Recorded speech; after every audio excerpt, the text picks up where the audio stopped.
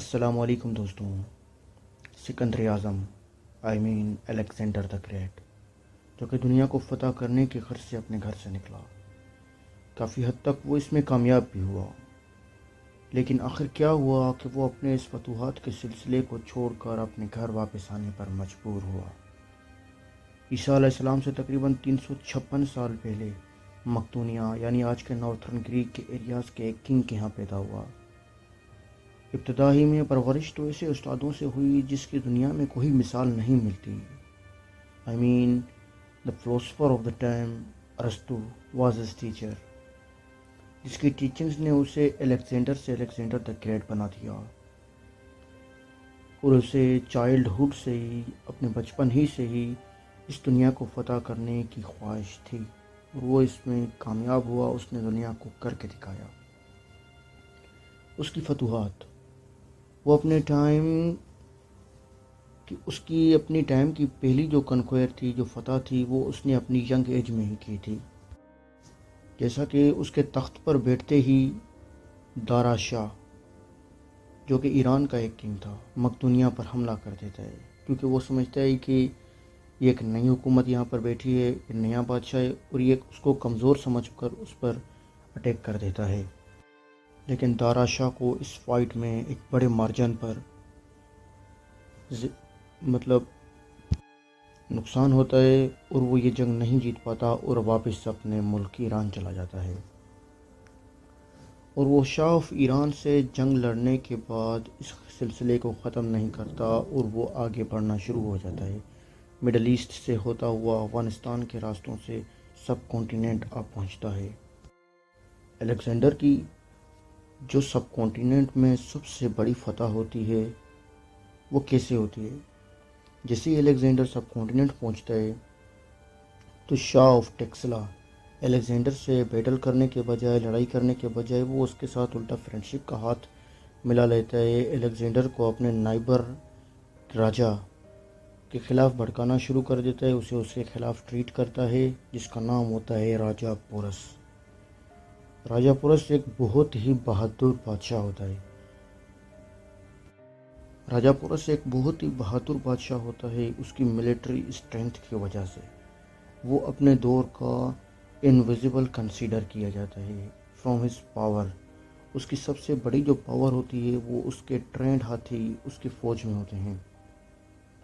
وہ ہاتھی اتنے خونخوار ہوتے ہیں کہ وہ صرف اپنے دشمن کے ساتھ لڑتے ہی نہیں بلکہ انہیں کچل دیتے تھے. اور یہ چیز الیگزینڈر کے لیے بھی خطرے سے خالی نہیں تھی. بہرحال ایک دن ان دونوں کے درمیان ایک جنگ چھڑ جاتی ہے، جسے تاریخ بیٹل آف ہیداسپس کے نام سے جانتی ہے، اور یہ پنجاب میں لڑی جاتی ہے.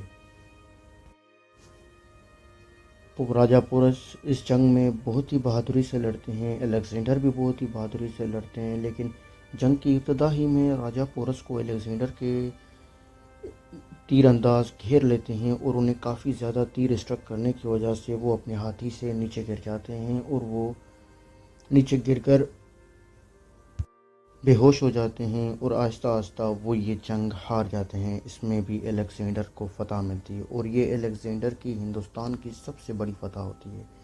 الیگزینڈر راجا پورس کی بہادری سے اتنی حد تک مشغول ہوتے ہیں کہ وہ الیگزینڈر راجا پورس کو اس کا تخت پنجاب کو اسے واپس دے دیتے ہیں اکارڈنگ ٹو ہز بریونیس، اور وہ اس کے ساتھ دوستی کا ہاتھ ملا لیتے ہیں. اس وکٹری کے بعد راجا پورس کی مدد سے الیگزینڈر کافی ایریاز پر کنٹرول حاصل کر لیتے ہیں، اور کئی ایسے ٹرپس ہوتے ہیں، کئی ایسے ایریاز ہوتے ہیں جن کے حکمران الیگزینڈر کے سامنے ہاتھ ہتھیار ڈال دیتے ہیں، اور وہ بھی ان کے کیپچر میں ایزیلی آ جاتے ہیں.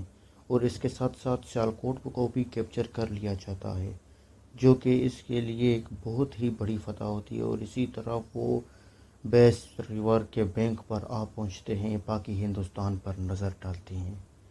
لیکن یہاں پر کچھ ایسا ہوتا ہے کہ الیگزینڈر کو واپس جانا پڑتا ہے.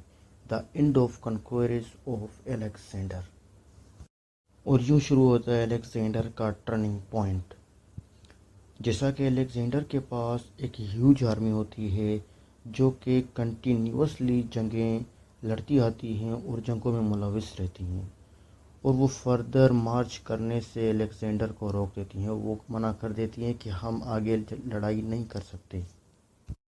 الیگزینڈر انہیں کنونس کرنے کی کوشش تو کرتا ہے، لیکن الیگزینڈر سمجھ جاتا ہے کہ میں انہیں جنگ کے لیے آمادہ تو کر سکتا ہوں، لیکن ان کے حوصلات کو بلند نہیں کر سکتا، کیونکہ اب یہ تھک ٹوٹ چکے ہیں اور یہ ان میں واپس آنے کی لہر پھیل چکی تھی۔ اور یوں ہوتا ہے الیگزینڈر اینڈ۔